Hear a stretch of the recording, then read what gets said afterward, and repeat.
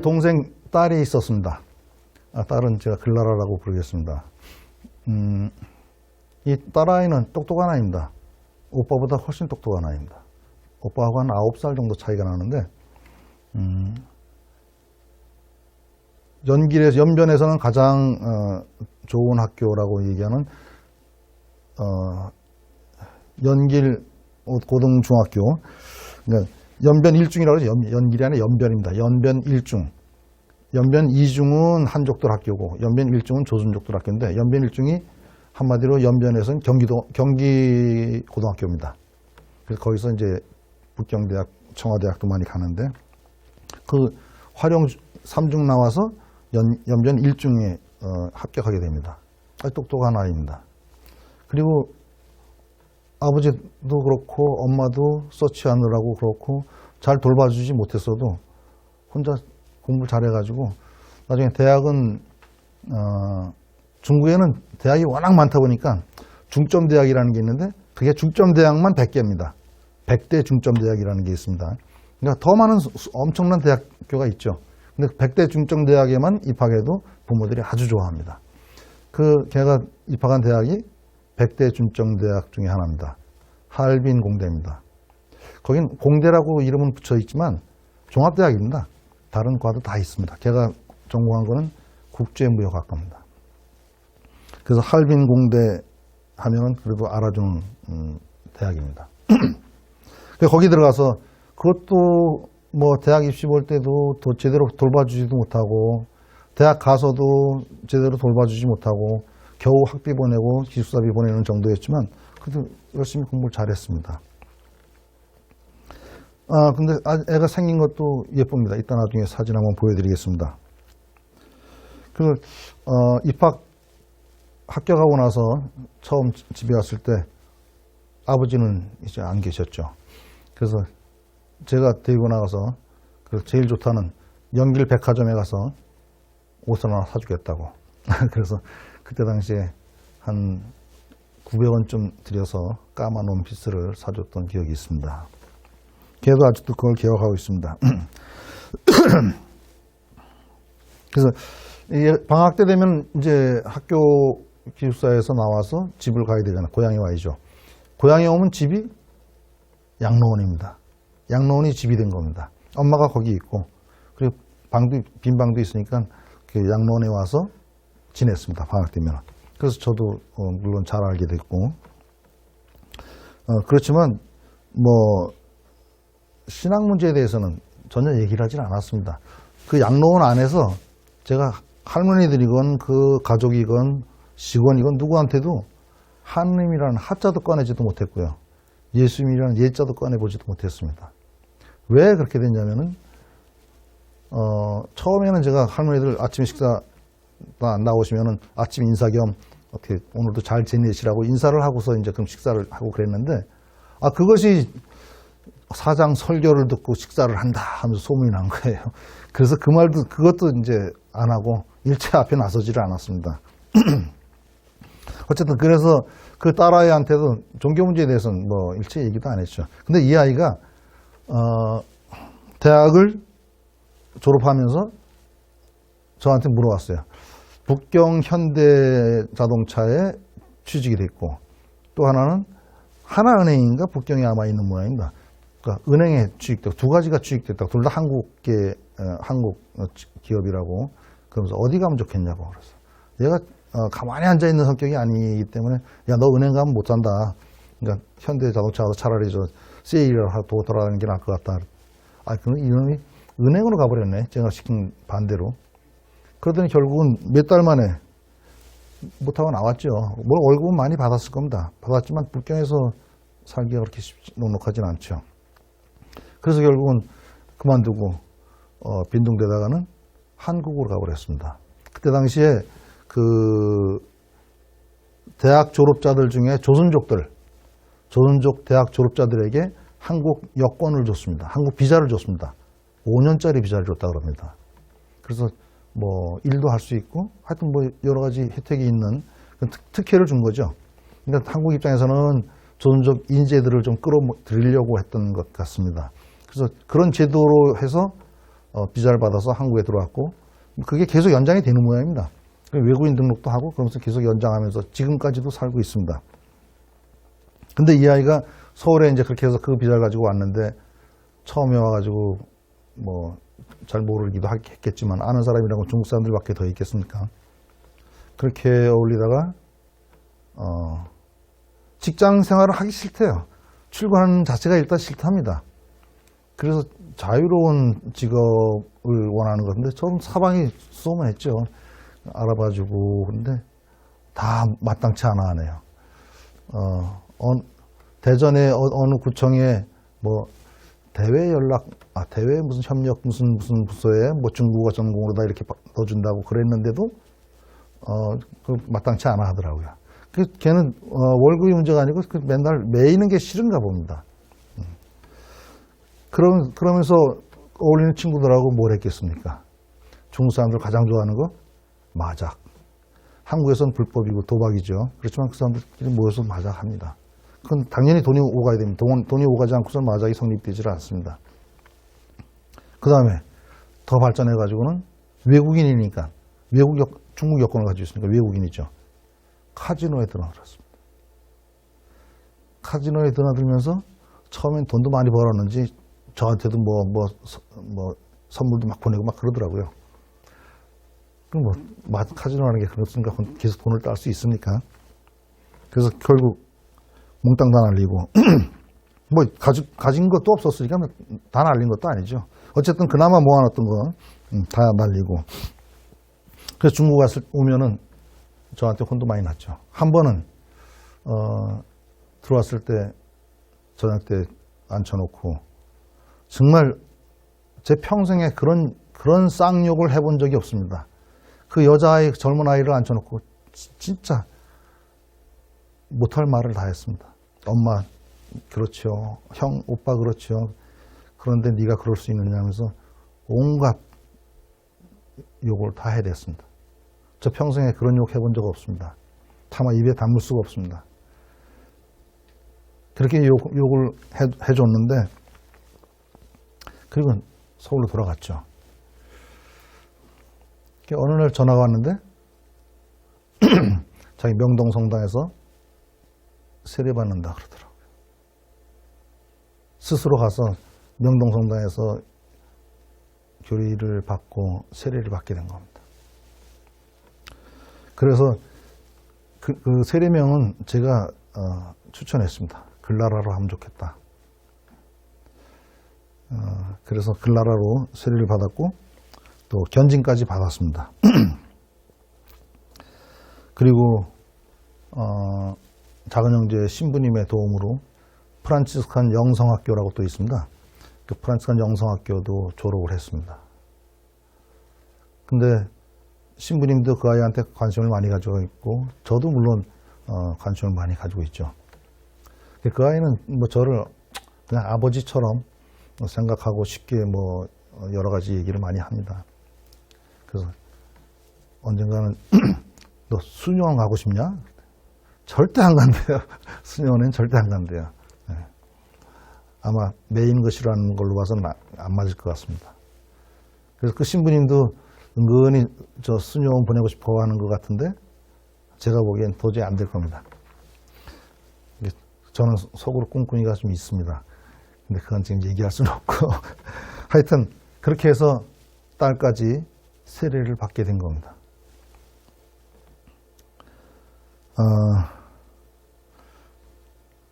이게 제가 돌아보면은 율리아, 베드로, 글라라 이 엄마와 아들과 딸이 전부 세례를 받고 소위 가정이 성화됐다고 그럴까요? 이렇게 된 것은 돌아보면 하느님의 은총입니다. 하느님의 개입과 하느님의 선물이 없어가지고는 불가능한 일이었다고 생각합니다. 저와 다 연관은 있지만 제가 한 건 별거 없습니다. 그래서 하느님이 기획하고 그리고 제가 연출하고 그리고 출연은 율리아의 세 가족, 이게 한 그런 한 드라마라는 그런 생각이 듭니다. 정말 제 선교사로서 중국에 갔지만 전 상상도 못한 일입니다. 그렇지만 어쨌든 무슨 일이든지 하겠다고, 도구가 되겠다고 약속을 했던 것, 그것 때문에 하나님께서 저를 도구로 쓰셔서 그렇게 일을 만드신 것이 아닐까, 이런 생각을 합니다. 그래서 지금 활용해서의 시간들을 이렇게 뒤돌아보면은 서치 사업으로 그 헌신적으로 이렇게 지원함으로써 인간적인 신뢰를 쌓았던 것 같습니다. 물론 그 재활할 때도 제가 신뢰라는 문제, 믿음이라는 문제 때문에 제가 재활시켜야 한다고 생각을 했었고, 자, 그리고 양로원 사업을 하면서 어떤 숙명적인 어떤 시작이었다는 그런 생각이 듭니다. 저는 적극적이 않았습니다. 저는 적극적일 수가 없었습니다. 그리고 서치 주임으로서 한국을 방문하고, 그래서 한국에서 봉사활동에 눈 뜨고, 그런 것이 그 다음 단계였던 것 같고, 그 다음에 남편과 뜻밖의 사별, 이거는 소름 끼치는 순간입니다. 그 율리아나 아들, 딸들에게는 정말 말로 다 못할 비극이지만, 저는 그 순간에도 그 생각을, 이게 무슨 일인가 도대체, 어찌 이런 일이 일어날 수 있는가. 그 다음에 뇌출혈로 쓰러진 것, 그 율리아자매가 뇌출혈로 쓰러진 것, 이거는 결정적으로 저를 도구로 쓰시는 과정이었다는 생각이 듭니다. 그리고 저도 너무도, 제가 돌아봐도 제가 스스로도 너무도 헌신적으로 봉사를 했습니다. 정말 뛰게 만들고 싶었습니다. 그래서 저녁 때 되면은 손잡고서 마당에서 막 뛰기도 했습니다. 제대로 따라오지도 못하지만 할머니들 보고서 웃었습니다. 하여튼 그렇게 제가 헌신적으로 했던 것, 어쨌든 뇌출혈로 쓰러진 것, 이것은 결정적인 선교의 어떤 기회를 마련해 주셨던 것이라고 생각합니다. 그리고 양로원 원장으로서 또 교회와 친밀하게 됐고, 또 자녀들까지 입교하게 되고, 근데 아직 끝나지 않았습니다. 제가 있었다면, 제가 계속 있었다면, 저는 마음속에 그림을 그리고 있었습니다. 그 율리아 원장님의 형제들이 여럿 있습니다. 언니가 둘이 있고, 남동생 둘이 있고, 여동생 하나 있고, 그렇습니다. 제가 율리아한테 정성을 쏟는 것을 보고 그 자매들이 영향을 받았습니다. 많이 받았습니다. 제일 큰 조카, 그 큰 조카는 저를 따라서 성당에도 한번 나갔습니다. 가보겠다고. 그렇지만 제가 적극적으로 나가라고는 얘기는 안 했습니다. 그 사람 남편 아주 화령시에서 유명한 당원입니다. 그래서 이건 아직 끝난 사업이 아니고, 제가 있었으면 물론이고, 제가 들어왔지만 이 율리아 가정의 성화, 율리아 가정의 복음화는 이제 시작이다 하는 생각이 드는 겁니다. 그 가족들에게 한번 영향을 미치기 시작하면 분명히 조금만 더 자유로워진다면 분명히 가족들도 더 세례를 받을 수 있을 것이라고 생각합니다. 그것뿐만이 아닙니다.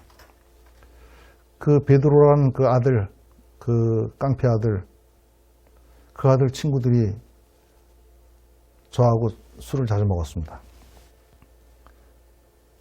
그래서 저하고 비교적 얘기들을 잘합니다. 결혼한 친구는 가정에 부인하고 싸우고서 새벽에 5시에 찾아와가지고 저하고 한참 동안 2시간 동안이나 떠들고 얘기하고 다 털어놓고 그리고 가기도 하고, 그럴 정도로 마음을 서로 열 수 있는 관계가 됐기 때문에 그것도 전 시간 문제라고 생각했습니다. 그래서 하나님께서 펼치신 활용에서의 이 율리아 가정의 성화는 이걸 기반으로 해서 앞으로 더 발전해 나갈 것이라고 생각을 합니다. 오늘은 쉬지 말고 그냥 계속 갈까요? 네? 이렇게 해서 공산당원 가족 3명의 성화에 대해서, 복음화에 대해서 간단하게 말씀을 드렸습니다. 그러면서 제가 2002년도에 중국에 가서 2019년도에 나왔는데 2015년도가 됐을 때 벌써 한 12, 13년 지난 다음이죠. 이게 선교사로서 이렇게 살아도 되나? 하는 어떤 회의감이 들었습니다. 양로원 사업을 하는 사회복지 사업가로서 이렇게 살아간다는 것이 저는 선교사로서 중국에 왔는데 너무 그게 마땅치가 않았었습니다. 물론 사회복지 사업도 중요한 사업입니다. 그렇지만 제가 생각했던 선교사의 삶은 아니라고 생각을 했었습니다. 그래서 좀 더 치열하게 선교사로서 살 수 있는 방법이 없을까 하는 생각을 하게 됐습니다. 그래서 2015년도에 제가 정초에 쓴 일기를 잠깐 읽어드리겠습니다. 선교사가 아닌 사회사업가로 현존해온 지난 시간들을 돌아보면 잘한 일인지 아닌지 아직도 확신은 없다. 왜냐하면 내가 하려는 일이 아니었기 때문이다. 그렇다고 콕 집어 너 뭐 할 건데 하고 물어보면 대답이 궁색한 것도 사실이다. 선교요 하고 대답하기엔 너무 광범위하기 때문이다. 그렇지만 아쉬운 것은 나는 선교사입니다 라고 내놓고 얘기하지 못하는 상황이 나를 선교사가 아닌 사회사업가로 변절하게 만들고 있는지도 모른다. 그래서 오늘 13년 8개월 만에 결심을 단단히 하였다. 나는 사회사업가가 아니다. 나는 선교사다.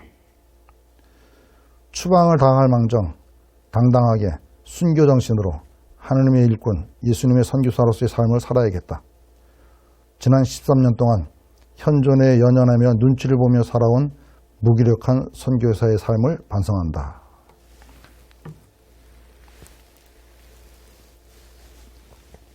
이 2015년도 정초에 쓴 일기입니다. 근데 제가 일기라 그러니까 뭐 그냥 별로 감흥이 없으실지 모르겠는데 이 일기가 전부 공개되는 일기였습니다. 제가 상남공소에 있을 때부터 선교사 일기를 쓰기 시작했습니다. 그 일기를 써가지고 인터넷에 다 올렸습니다. 인터넷에 올려서 사람들이 그걸 보고 그걸 구독하는 분들이 한 300여 명 됩니다. 그리고 그렇게 발송만 하는 게 아니라 또 카페에도 올려놓고 하기 때문에 이건 다 공개된 일기입니다. 근데 그 전까지는 그래서 이거 중국에는 왕징이라는 게 있습니다. 왕징. 우리로 얘기하면 사이버 경찰쯤 될 것 같습니다. 예, 왕징이라 그러는데 그 사람들이 다 그걸 봅니다. 모니터를 다 합니다. 그거 알기 때문에 그 전까지 일기를 쓸 때는 그런 종교적인 얘기 싹 빼고 그 다음에 중국 나쁜 얘기 싹 빼고 그렇게 쓸 수밖에 없었습니다. 그래서 보면 좀 흐리멍텅합니다. 그러다가 2015년도에 와서 이렇게 반성을 하면서 이 일기를 그대로 이제 그 게시판에 올렸습니다. 난 선교사다 하고 공표를 해버린 것이죠, 아주. 당연히 이건 뭐 왕징들이 이건 체크를 하죠. 체크할 거 알면서도 정말 쫓겨날 각오로다 이렇게 썼던 겁니다. 근데 선교사답게 산다면 어떻게 살아야 되는 게 선교사답게 사는 건가, 중국에서. 그런 고민이 또 생겼습니다. 개신교 선교사 이야기를 한번 해보겠습니다. 아주 뭐랄까요, 그 신앙심에 선교 열정에 감탄하지 않을 수가 없는데, 그 어떤 개신교 선교사가 그 두만강 건너서 자진월북합니다. 북한으로 들어갑니다. 그분이 가면서 남긴 말이, 나는 북한에 들어가면 분명히 불법 월경자, 뭐라고 해야 되나, 하여튼 국경을 넘었으니까 잡힐 것이다. 잡히면 감옥에 갈 것이다. 그리고 내가 선교사 목사이기 때문에 더더구나 정치본 이런 수용소 같은 데 가지 않겠냐. 그럼 거기에서 나는 선교를 하겠다. 감옥에서 선교를 하겠다. 그래서 난 북한으로 들어간다 하는 이야기를 했었습니다. 너무 놀라웠습니다. 진짜 순교자의 정신으로 북한으로 들어가겠다고, 선교를 하겠다고 그런 이야기를 들었습니다. 그리고 또 개신교, 이것도 개신교의 상황입니다. 어느 목사님은 이 안쪽에서, 이 연변 이쪽 동북 삼성이 아니고 저 안쪽에 아파트를 얻어놓고 탈북자들을 모아서 선교사 교육을 시킨다고 얘기 들었습니다. 그 목사님의 목적은 그 탈북자들을 선교사로 양성을 해서 다시 북한에 들여보내겠다는 겁니다. 그런 계획을 갖고서 탈북자 선교사 학교를 하고 있더라고요. 아파트에서 그냥 같이 사는 겁니다.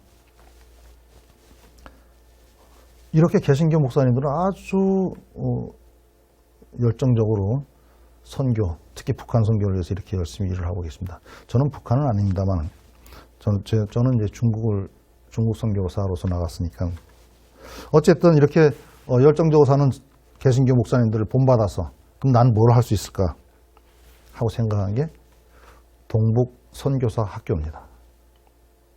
그래서 제가 동북 선교사 학교 교장이 되고 학생을 모집해서 저하고 같이 생활하면서 공동생활을 하면서 공부를 하고 선교사를 양성해야겠다. 일단은 조선적 일해야 되겠죠. 그래서 우리 중국 현지에서 선교사를 양성해서 그 사람들이 선교사로서 활동하게 하면 될 것 같다 하는 생각이 들었습니다. 중국의 종교법이 그 외국인의 선교 활동은 금지하고 있지만 내국인의 선교 활동에 대해서는 금하지 않습니다. 그래서 동북 선교사학교 교장이 됐습니다. 제가 학생은 딱 한 명, 베드로입니다. 베드로를 갖다가 베드로를 위해서 물론 베드로만이 아니고 계속 이어지길 바랬지만 베드로를 위해서 동북 선교사 학교를 만든 겁니다. 그리고는 제가 강사가 되고 교장이 되고 또 거기 현재 있는 신부님이 가끔 이제 저희 양로원에 오시니까 특강을 듣고 하면서 3년 동안 공부를 했습니다. 수업 기간이 3년입니다. 3년 동안 배우는 게 가장 중요한 게 성경 통독입니다. 신구약 성경 통독하는 게 가장 중요한 일이고 그 다음에 교리를 저한테서 배우게 되고 영어를 배우고 그 다음에 저하고 성모일도를 같이 하는 겁니다. 그 다음에 이제 신부님들 특강, 피정 이런 것들을 하게 되죠. 그래서 저는 물론 베드로 하나밖에 성공은 못했습니다만 저는 조선족 신자들 중에서 진짜 선교사가 되고 싶어하는 사람이 있다면은 저희 양로원에 취직을 시켜서 월급을 주면서 거기서 먹고 자면서 저하고 같이 공동생활을 하면은 충분히 선교사로 양성할 수 있겠다는 생각을 했습니다. 가능한 일이었다고 생각합니다. 그래서 일단 베드로 한 명으로다가 동북 선교사 학교를 2015년도에 개교를 하게 됩니다. 물론 그 전부터 이미 공동생활을 하고 있었지만 같이 기도도 하고 그랬지만 또 그때부터 이제 본격적으로 이제 둘이 앉아서 선포를 한 겁니다. 그 다음에 그 현지 본당 신부님한테 알렸습니다. 이 동북 선교사 학교를 내가 한다. 그래서 좋은 적 있으면 추천해달라 하는 얘기까지를 하게 됩니다. 그래서 3년 동안 끊이지 않고 성경 통독, 그다음에 교리, 영어 이걸 다 잘 마칠 수 있었습니다. 그렇지만 3년을 하고 나니까 성경은 뭐 그래봐야 한 번 통독한 거지만 제가 설명해주면 또 얼마나 해주겠습니까? 그래서 이게 문제가 있다. 이거 가지고는 선교사 하기에는 한계가 있다. 그래서 생각해낸 게 미랄 프로젝트입니다. 미랄 프로젝트는 한국으로 유학을 보내는 겁니다. 조선족이기 때문에 가능한 일이기도 합니다. 우리말을 알아들으니까. 물론 사용하는 단어들은 다르지만 어쨌든 신앙생활을 조금 한 사람이라면은 좀 가능하지 않을까 하는 생각이 들어서 교리신학원 원장 신부님을 찾아뵀습니다. 찾아뵀더니 쉽게 동의해 주셨습니다. 그리고 그 원장 신부님은 그 담당 주교님한테까지 보고를 했다고 합니다. 외국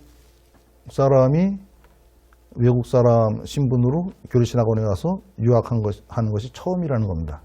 물론 그 전에 중국 국적의 수녀님들이 와서 공부한 적은 있습니다.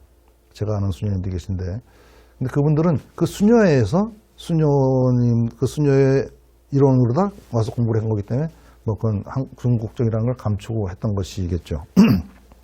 어쨌든 이렇게 해서 첫 외국인 유학생으로 교리신 학원을 다니게 됐습니다.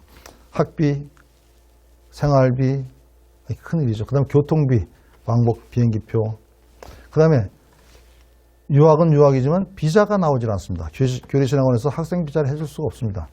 그래서 제가 생각하는 것은 3개월 비자는 되니까 3개월 있다 주말에 중국에 들어왔다가 다시 들어가라. 그러면은 또 3개월 연장되고 이렇게 해서 1년에 4번 중국을 들어왔다 갔다 해라. 그러면서 비자 문제를 해결하자. 이런 생각을 한 거죠. 그래서 그 교통비가 많이 들었습니다. 근데 연길까지 안 오고 위해, 청도 이쪽으로 가면은 싸게 갔다 옵니다. 20-30만 원이면 왕복할 수 있습니다. 어쨌든 그 다음에 학비 한 80만 원 정도, 생활비 매달 한 50만 원 정도, 이 학비가 문제가 된 거죠. 근데 그래서 그 미랄 프로젝트의 명의를 제속 프란치스코에서 하는 것으로 했고, 그 제속 프란치스코에서 생활비를 지원을 해주셨고, 그 다음에 학교에서 장학금을 줘서 학비를 안 내게 됐고, 그 다음에 그 후원해 주시는 그 신부님이, 중국에 관심이 많은 신부님인데, 그 신부님이 생활비, 뭐 부정기적이지만 지원했고, 그 다음에 학비와, 교통비와 생활비는 저와 저 후원자들이 이렇게 지원을 했습니다. 전체가 얼마 들어가는지 돈은 계산해 보지는 않았습니다. 어쨌든 이렇게 해서 처음으로 외국인으로서 교리신학원을 졸업하고 선교사 파견비사까지 했습니다. 그게 제가 추방되던 2019년 10월 9일이 제가 추방 날짜인데 졸업 날짜가 2020년 1월이었습니다. 저는 아주 애가 탔습니다. 왜냐하면 제가 없으면 반신불수인 엄마 율리아가 양론을 혼자 돌봐야 되는데 이걸 어떻게 하면 좋은가. 조금만 더 연장해주면 안 되겠는가. 그 공안들하고도 제가 사정도 해봤지만 뭐 그건 안 됐죠. 그래서 10월 9일날 제가 들어오고 나서 걔는 아직 공부하고 있었죠. 이 마지막 학기. 그래서 마지막 학기 시험 끝나는 대로 12월 초에 들어와서 다시 어머니 돕다가 그다음에 1월 달에 다시 나와서 졸업식을 하고 이렇게 했습니다. 아주 아슬아슬하게 저의 역할을 대신하는 그런 자리를 메우게 되었습니다.